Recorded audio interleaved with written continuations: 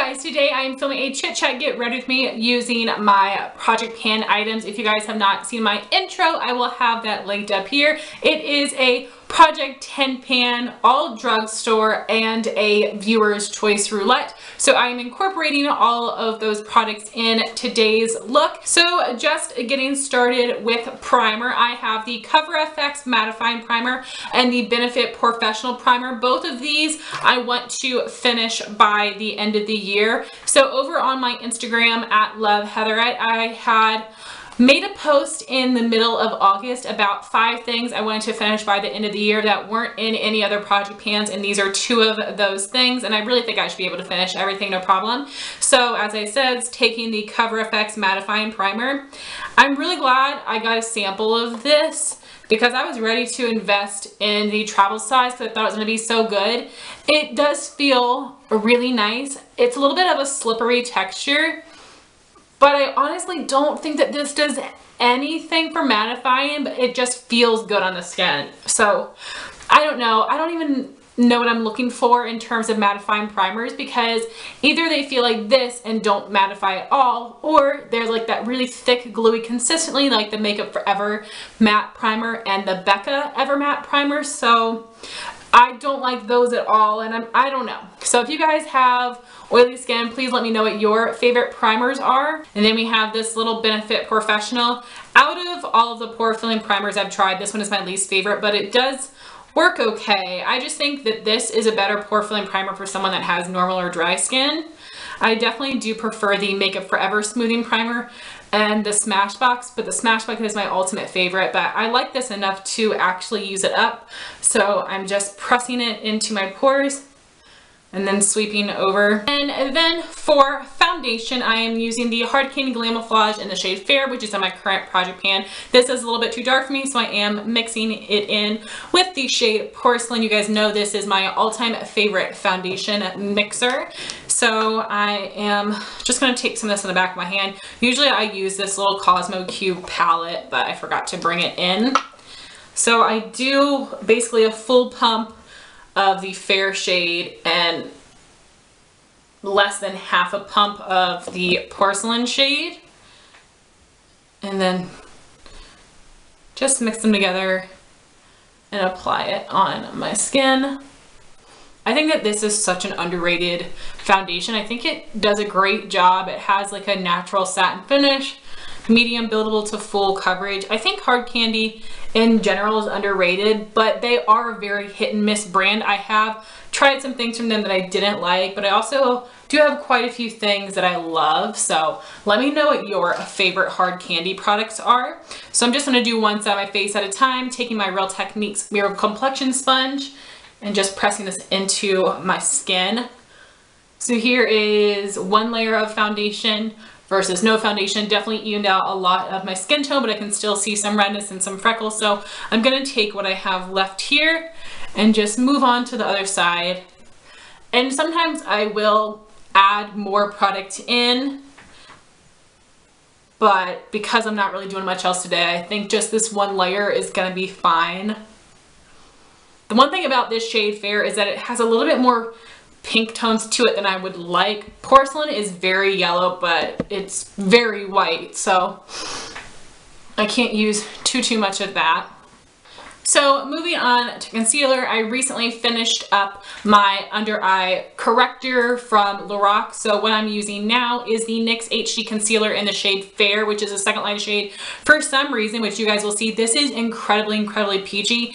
I used to wear this. I don't know how, but there's no way that I can use this on my skin. I hope it's showing on camera how peachy it is in person, but because I have it, I am just gonna use it as a little bit of a corrector. And because I don't have a ton of darkness under my eye, this actually works decent enough. Like, I can use it up this way, but I definitely won't repurchase it. And I also have that lightest shade Porcelain, and I do remember that when I wore that one, it would oxidize a ton, which I usually don't have that problem with concealers, but I don't know. This has really nice coverage and it is a good natural satin finish, but the shade is really weird. And I'm just using the little mini Miracle Eraser Sponge from Real Techniques. I really do like these. They work super well for concealer. Then I'm taking my Tarte Shape Tape Concealer in the shade Fair. I am scraping around the edges. I think at the end of the month, I'll take out the stopper. I've just been waiting as long as possible because once you take the stopper out of something, it gets very messy. So I'm just like digging around and there's barely anything. So I have to just like pat it like this to get the product to come off. So I'm going to put this under my eyes and down the center of my face. So again, going back with that little mini sponge from Real Techniques, I'm just going to blend it out. This concealer blends so well.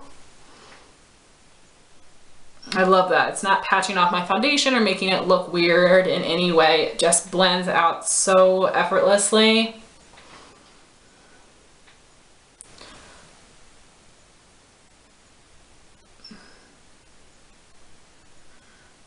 So next, to set my under eyes, which looks so freaking bright on camera right now, I'm using another Project Pan item. This is the NYX Pressed HD Finishing Powder in the translucent shade. My friend Jean is in love with this. I'm going to apply it with my Morphe E8 Brush. I am just going to press this right under my eye.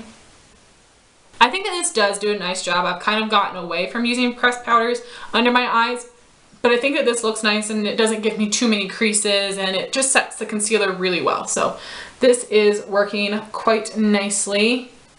So now to set my face, I am mixing together two different powders to get my perfect shade, and both of these were part of that Instagram post of 5 things I want to finish by the end of the year.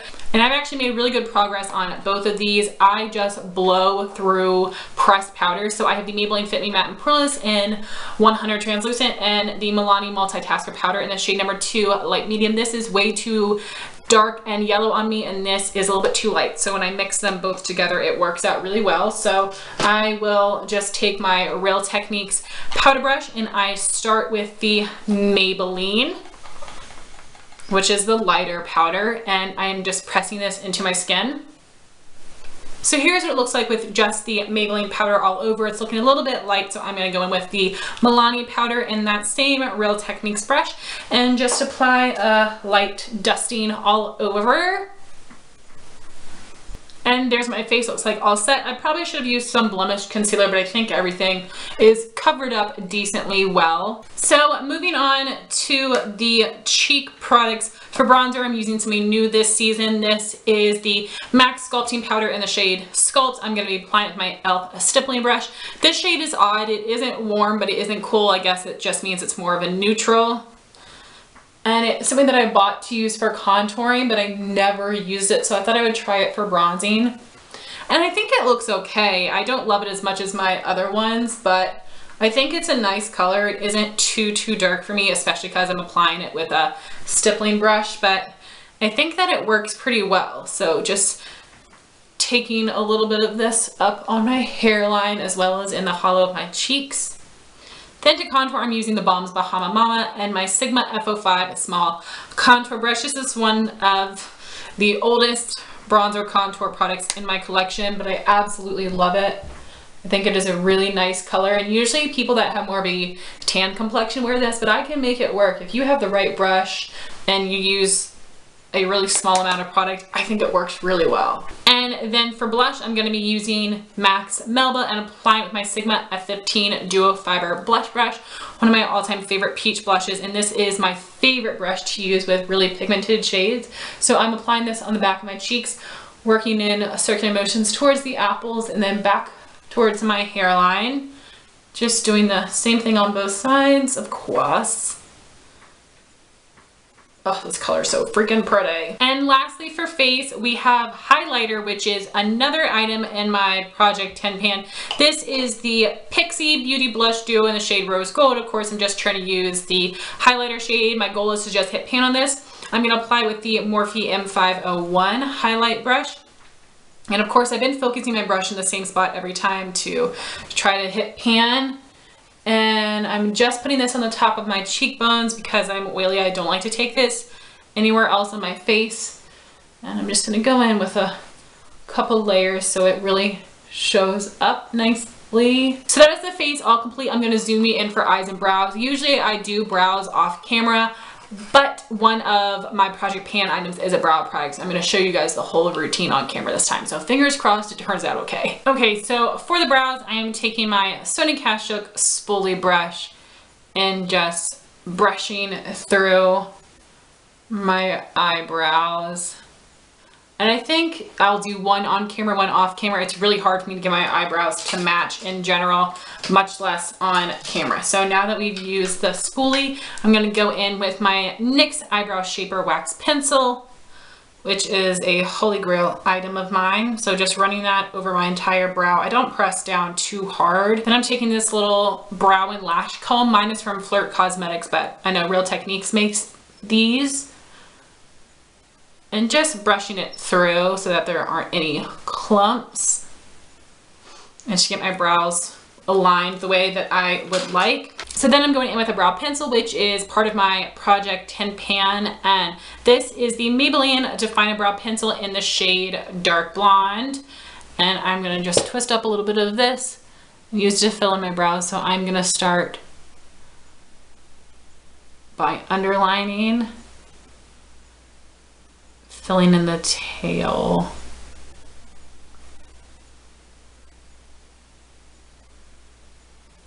And then I'm gonna go lightly on the top of my brow. And then I'm gonna lightly fill in the center. And here's the hard part, doing the front. And usually I have to go back and forth to match them up.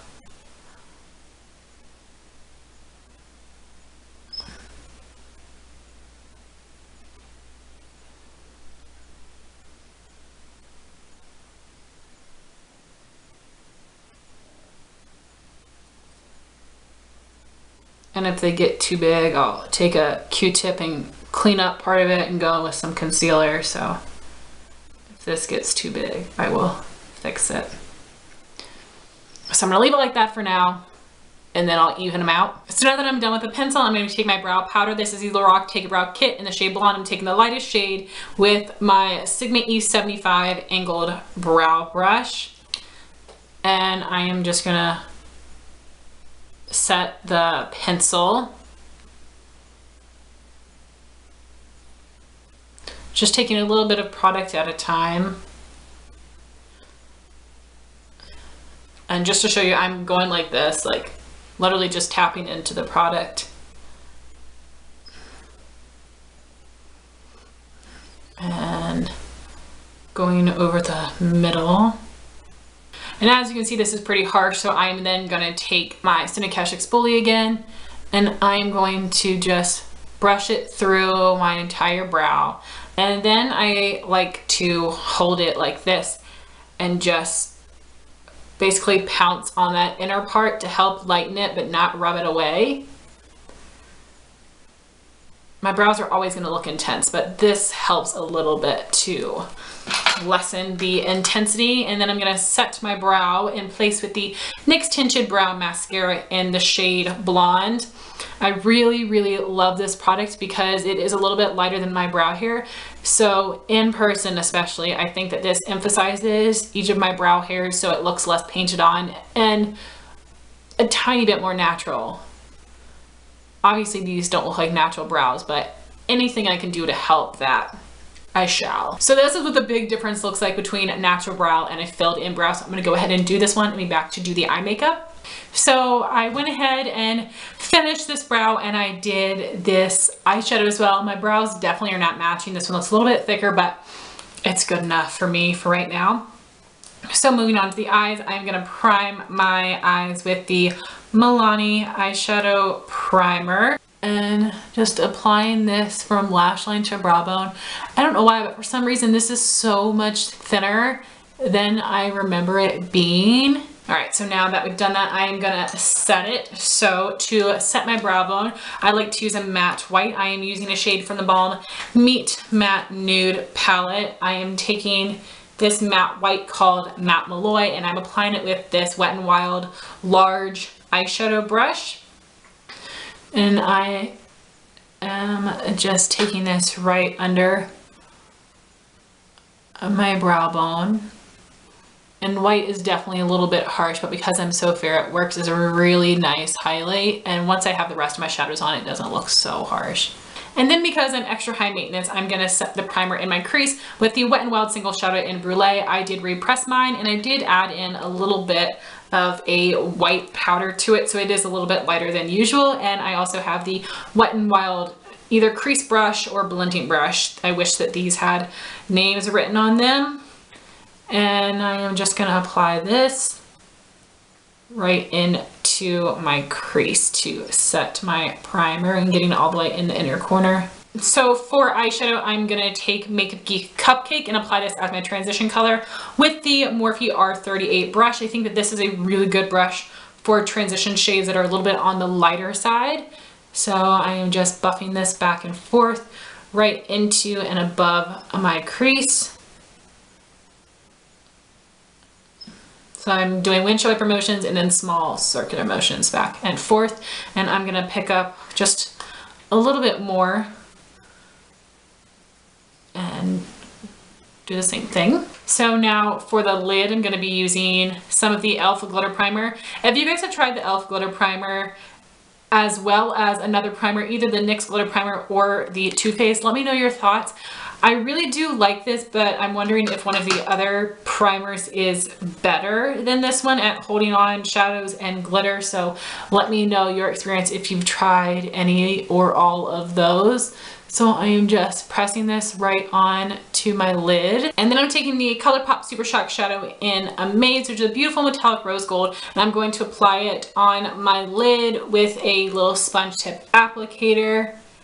And this thing is really getting rough. I can tell that it is old when I'm putting my applicator in here. It's like just chunking off. So I want to get as much use out of this thing as I can. This is also in my project pan along with all of the eyeshadows that I'm using. So because this has a lot of glitter fallout, I'm going to take a little piece of tissue under my eye and I'm just going to press this right onto my lid. So then I'm taking Makeup Geek Frappe and the Morphe R39 brush, and I am just going to apply this in my crease. So starting at the outer corner of my eye with the most product and then working towards the inner part of my crease and then just buffing back and forth.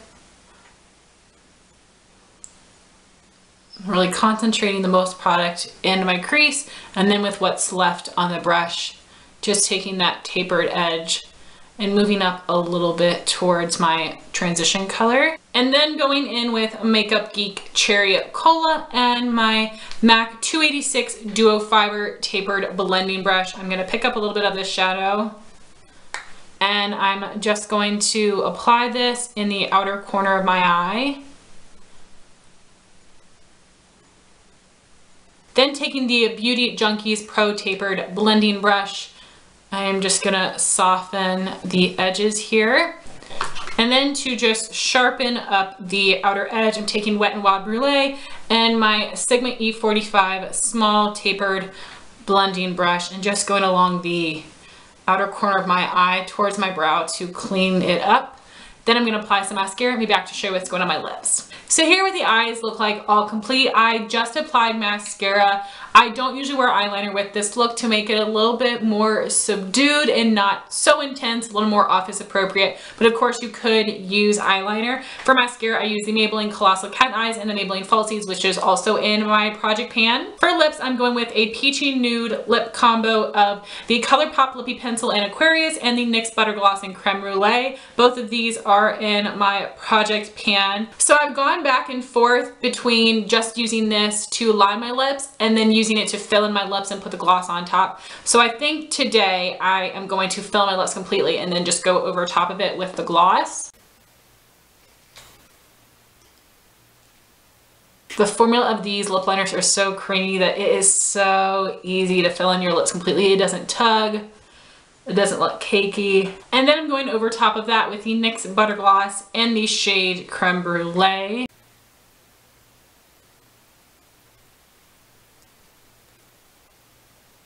And there is what the finished lip looks like. I really do like it using the lip liner as a base or just to line my lips. And of course the look is a little bit lighter if I just use it to line and then fill in with this. But when I layer them on top, I really do like the way that this looks as well. I definitely don't think it is intense because it is still a nude, and I think that these formulas play really well together. So this is the finished look using all of my Project Pan items. I hope you guys enjoy this. I would love to know your thoughts on any of these products, and I would love to know what things you are currently trying to work on in your collection. Thank you so much for watching this video. Please like, comment, and subscribe, and I'll talk to you soon. Bye guys.